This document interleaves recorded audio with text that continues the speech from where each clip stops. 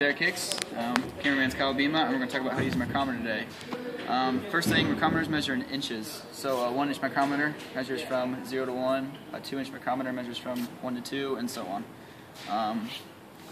This is your barrel, this is your thimble, and this is what it looks like. It's a little blown up version of it. So the easiest way to read it is it's 3 decimal places. So this one right here is a tenth. So it'll be 1/10 of an inch, because we're going to say this is a 1-inch micrometer. 1/10 of an inch. This is 1/10, and then 0.5. So it'd be 0.150. And but to measure it, you just keep turning it. If you're on the 0, that means you're on the next gradient. So it'd be 0.25, 0.5. This is right now is at 0.75. If you go all the way out, it should be at, well, that's 0.75. If you go all the way out, that will be 2, so that would be 2/10. There. Oh, was it off? It's kind of a little loose right there, but yes. Alright, so that's 2/10. So you just keep turning out. And the easiest way to add it is, if you're not at the next line, then you just add whatever this number is over here on the thimble. If you're past that next line, it's a quarter. So this is 0.25 plus 5, or 0.30. That's the easiest way to read it. Okay, a 1/4 inch equals out to 250 thousandths, which looks like that. It's always in the thousandths place, and if you want to look at it, it would look something exactly like this.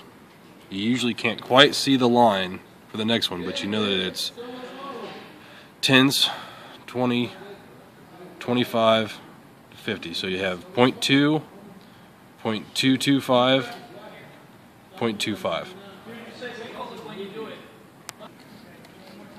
Another example, 163 thousandths of an inch looks like that written out in thousandths place. It looks something like this. So you'd have your 10 spot, so you'd have 0.1, 0.125, 0.150, plus 13. So it'd be 0.150 plus 13, which is 163. 163 thousandths. Okay, I'm going to give you an example of how to measure something. Here we have a washer that we just pulled out of the bolt bin. Clean it up a little bit so it makes sure the surfaces were clean of any debris or oil. We already cleaned the micrometer, so we know it's good. To zero it out, we want to run it completely in until it touches. It doesn't have to touch hard enough to slam it. And it should have the 0 lined up with the first line. It looks something exactly like that. Maybe it will focus in, but that is zeroed out. You always want to zero it out and make sure it's fine. With a 0 to 1 inch, you can always zero it out by itself. You don't need any kind of a standard. So you'd back it out, put your washer in. I have to kind of do this on my chest because that's how I've always done it before. You would run it in nice and slowly, not to crash it. Once it touches off, very softly, run it in until you hear it click. And you should have it ran in soft enough so that way you can pull the washer out, or at least slide it around. It shouldn't be mashed in there. If it is, then you know you've got it too tight and your measurement will be off. And that measurement is showing up as, you can see it's, the very first one would be nothing at all, and the first one would be 0.0025. Right? Yes. Or 0.025. Because it would be a 1/4 of a tenth. So it's past that, it's past the next quarter, and it's past, so it's more than 50 thousandths.